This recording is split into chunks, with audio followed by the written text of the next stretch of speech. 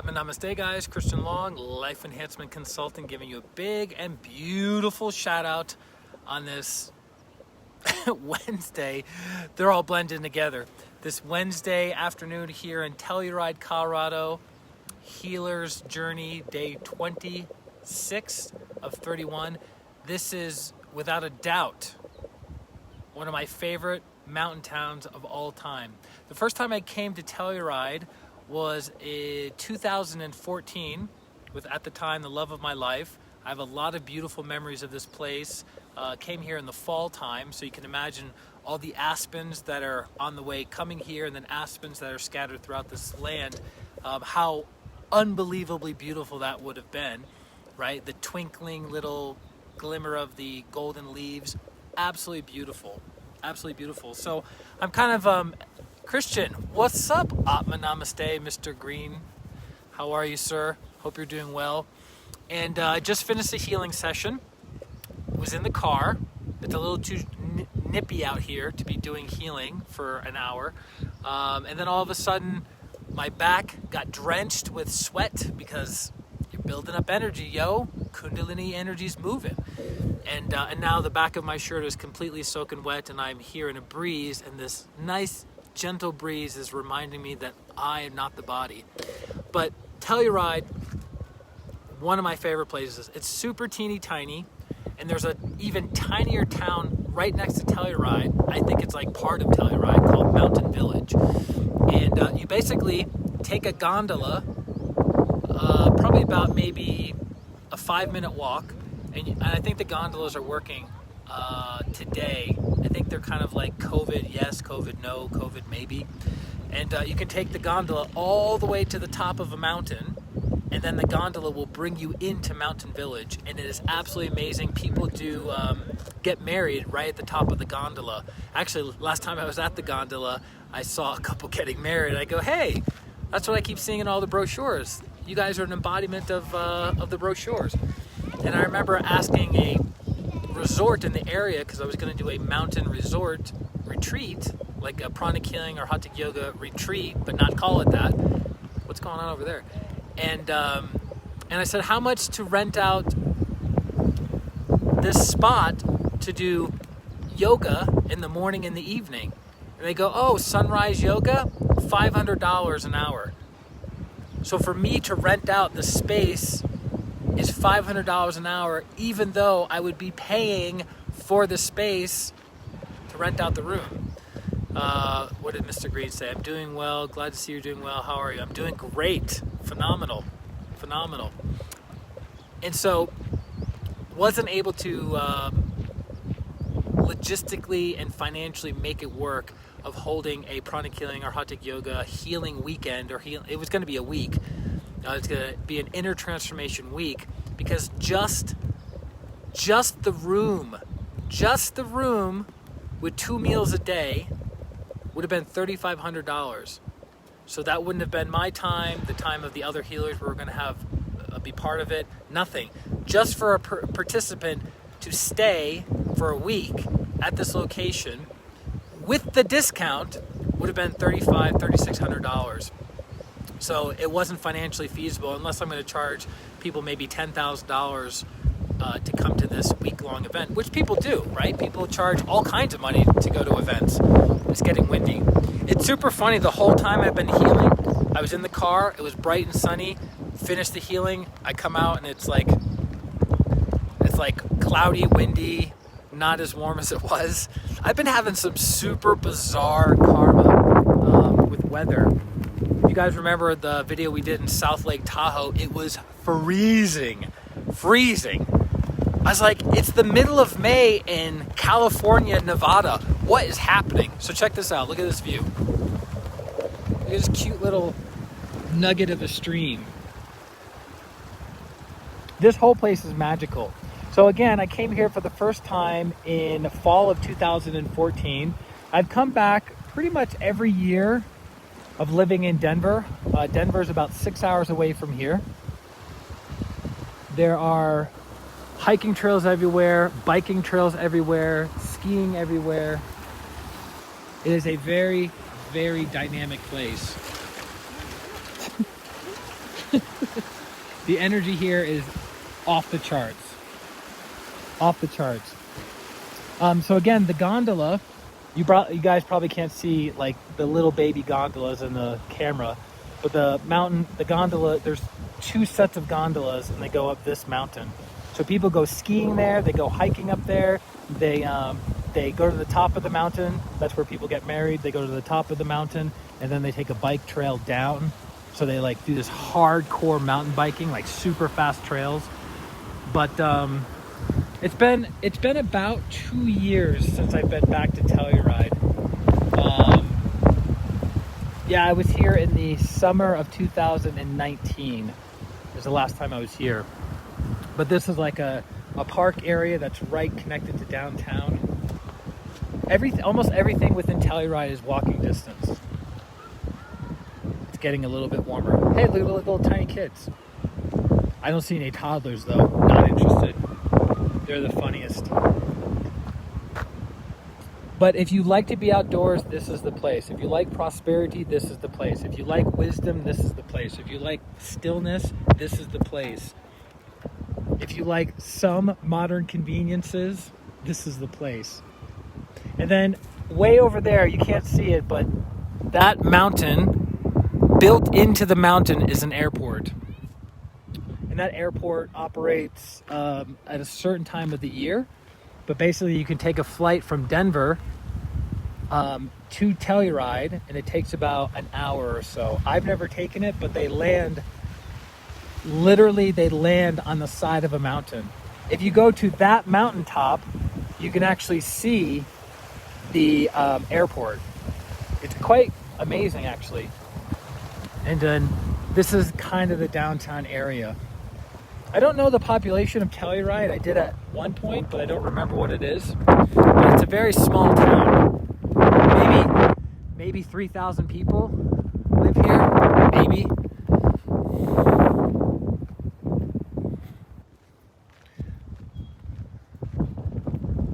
But it's there's the library. But this is one of my favorite places, favorite mountain towns. So if I had to categorize my favorite mountain towns, it'd probably be Mount Shasta, Telluride, Colorado, and Creed, Colorado.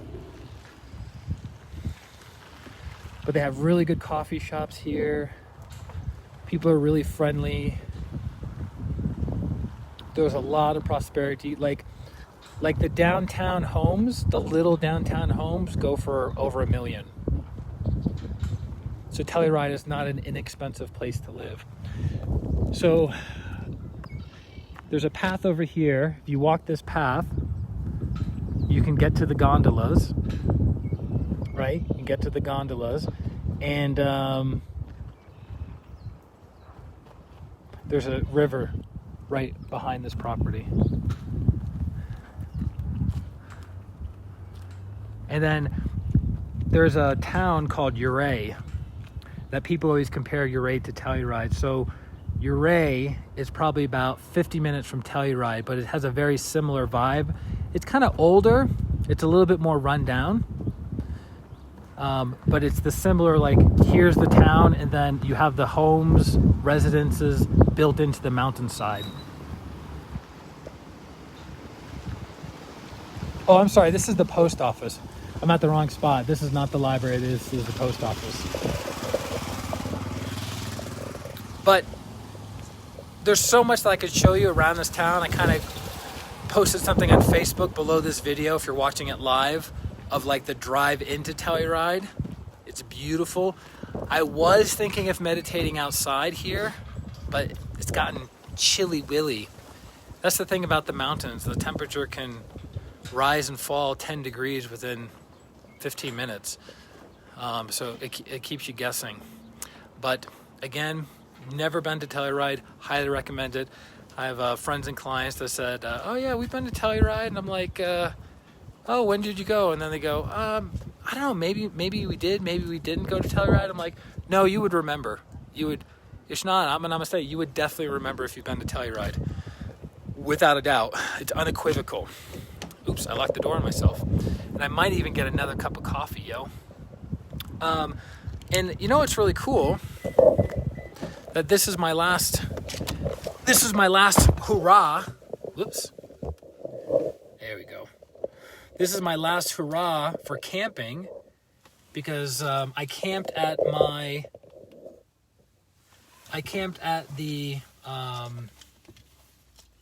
what's the hot springs, guys? Help me out here. What's the hot springs I went to? Or I'm kind of like blissed out from healing and a little bit distracted. Anyways, I went to hot springs last night. I camped there last night, and I had some really weird dreams. I was up probably about 4:30, 5 o'clock in the morning, which is not coincidental because the full moon of Gemini peak, Lori Atman Namaste, the full moon of Gemini peak was at 5:15 a.m. Mountain Time. So nice correlation that my body naturally wakes up at the peak of the full moon of Gemini, which my body is a Gemini, was born into a Gemini time period. And my birthday is June 3rd, so I expect something nice from all the people watching the live stream and watching the replay. And I got a bone to pick. Can I go on a rant for just a second? It's not quite judgment, but it's riding the line. So I was at this place, right? I was at the hot springs, and I've been to this hot springs many times, but I've never stayed the night, and I've never slept there. So as I was sleeping, had some weird dreams, weird experiences, and I woke up and I didn't feel super light, bright. I felt heavy, congested, and I didn't quite understand why. So I was talking with my mentor, kind of sharing some of the details of my experience. I I really enjoyed the hot springs.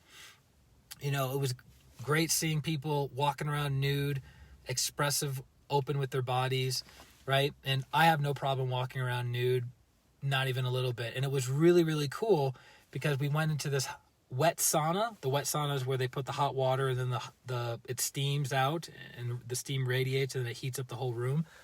And so I noticed certain people were like chanting different mantras, using different expressions, but nobody was like in sync. And I thought, well, what would be a good mantra to get everyone on board with that would have a healing effect, that would raise the energy, raise the vibration of the place? And so I thought, Om Mani Padme Hum, right? So we had maybe 6 or 7 people in this particular wet sauna. So I started chanting it and chanting it and then chanting it. And then everyone started chanting it together. So we were all chanting Om Mani Padme Hum for like 15 minutes in this space. And then we did like a blessing afterwards.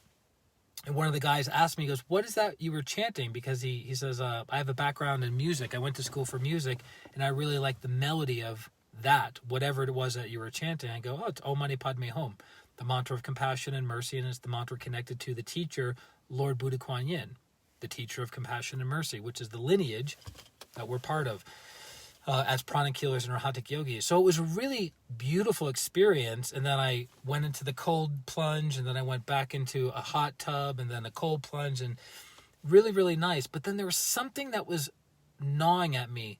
It was gnawing at me last night, and it was gnawing at me this morning, and I didn't have clarity on it. It was really bugging me. So this is my rant. So after connecting with my mentor, doing some feedback with each other, we got onto the topic of hippies, right? Hippies. And since I've been 10 years old, I have not liked hippies. And it's not that I don't like the people that are hippies, it's that I don't like the lifestyle that it promotes.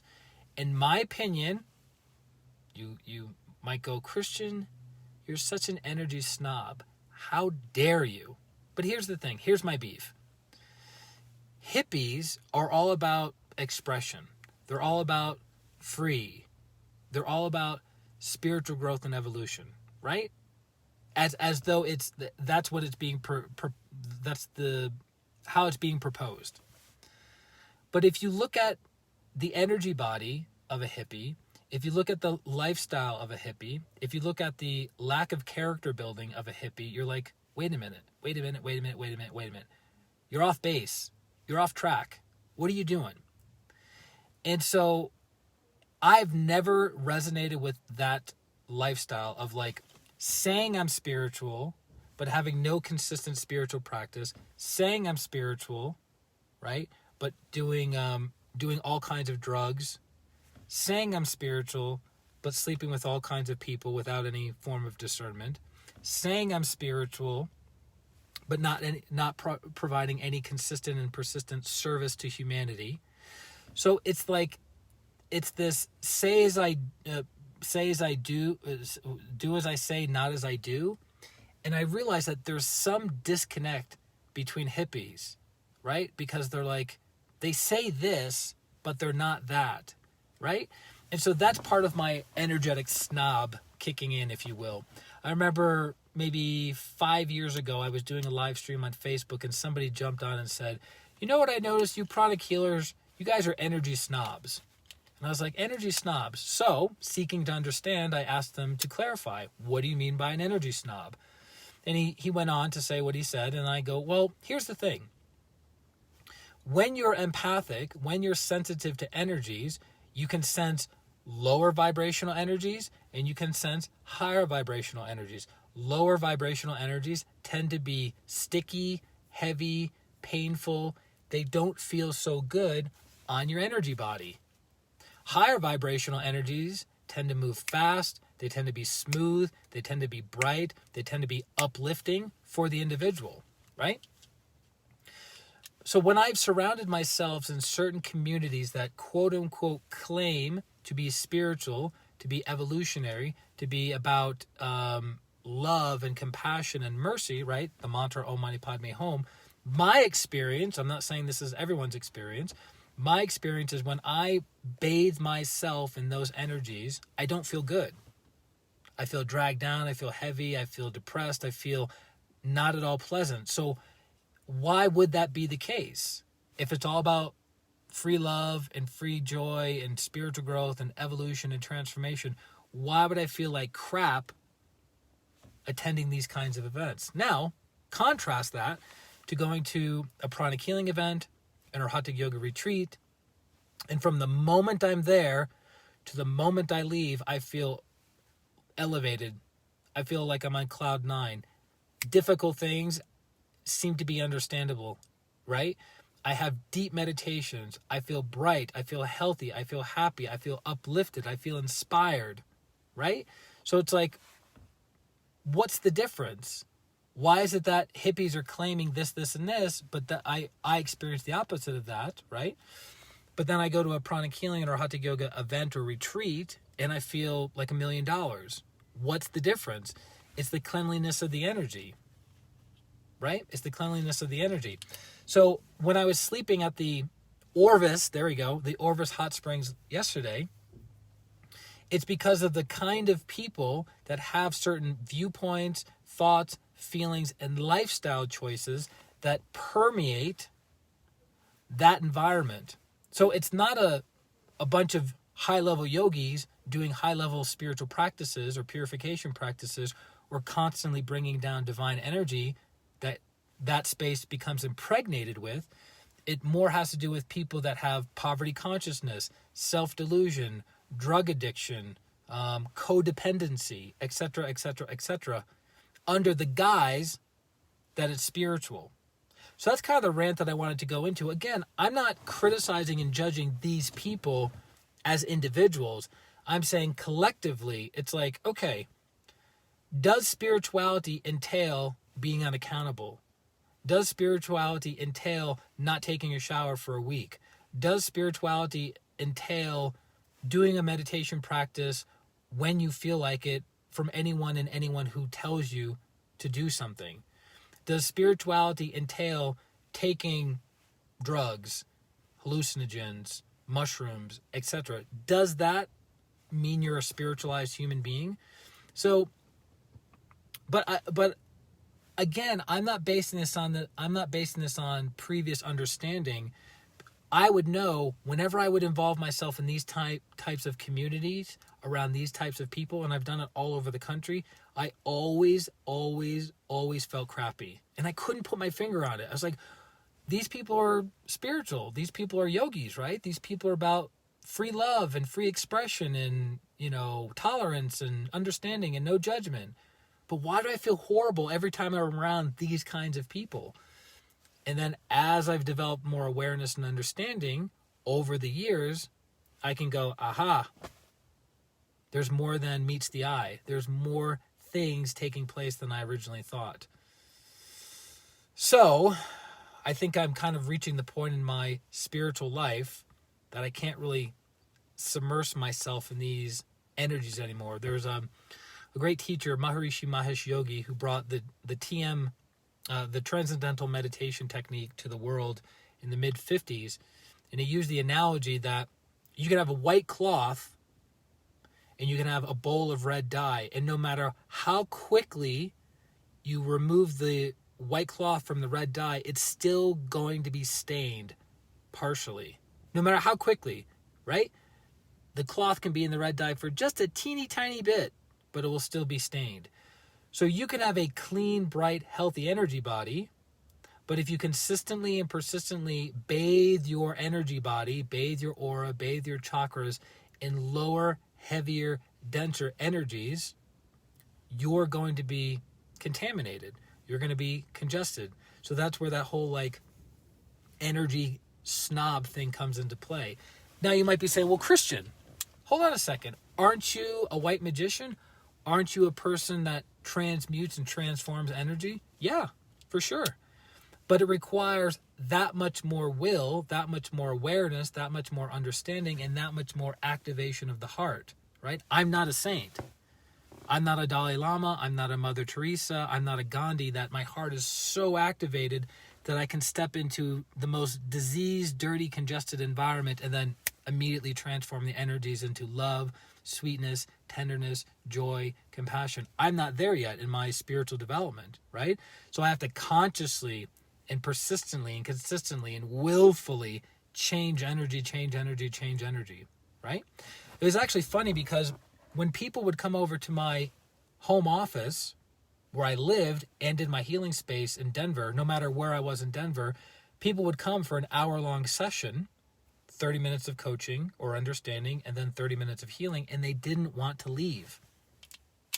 They didn't want to leave. They didn't want to go, even after an hour of being there. And you would think, God, an hour? Really? That's a big commitment on doing inner work and getting energy healing and understanding yourself. That's a lot.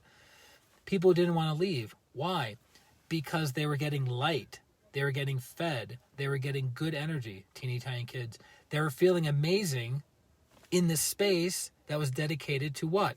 Higher vibrational energies, as opposed to lower vibrational energies. So again, I'm not systematically picking out hippies, the individual hippie, and judging and criticizing and you're no good and you're this and you're that.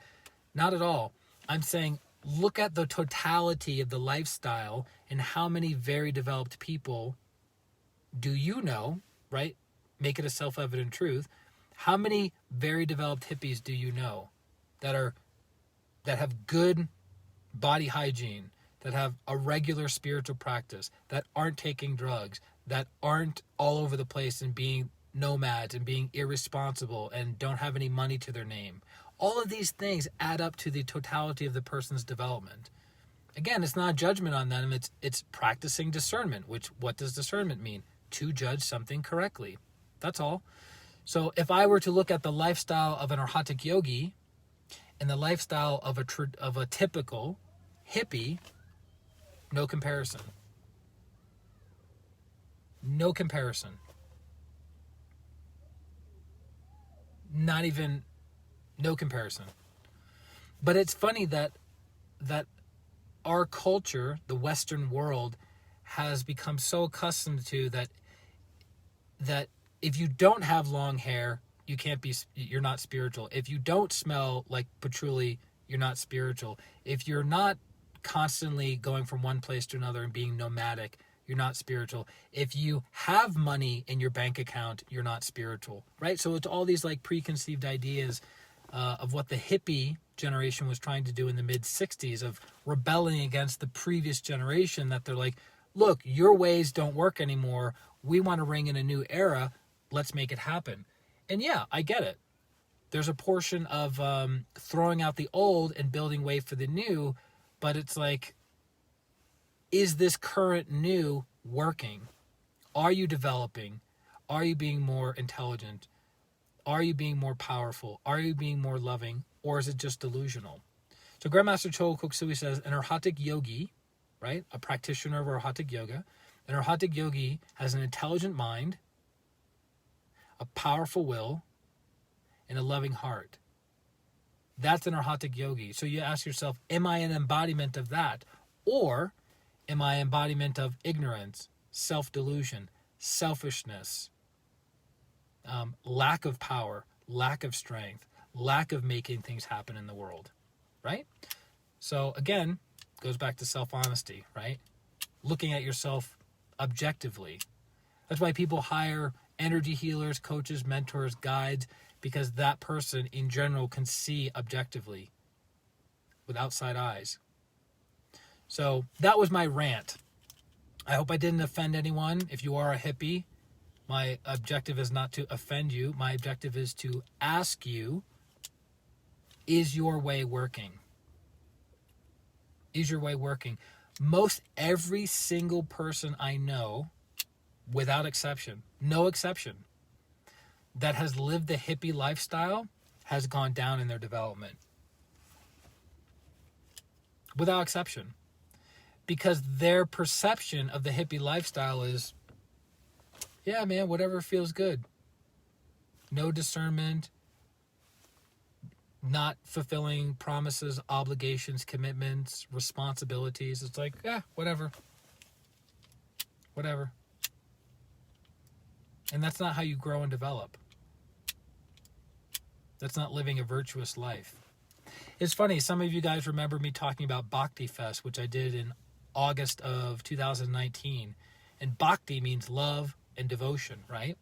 And I'd been wanting to go to Bhakti Fest for years and years and years. Because I heard about Bhakti Fest because it's connected to the teacher, Lord Hanuman, the greatest disciple, right? And I was like, this is going to be amazing. I kind of got talked into it, right?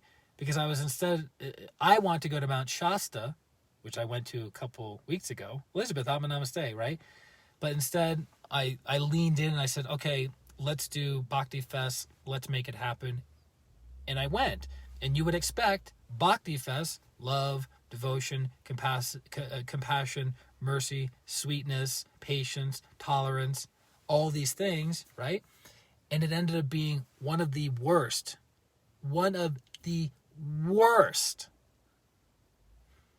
events I've ever been to in my entire life. I've been to over 55 retreats in my life over the past 22 years. Over 55 retreats.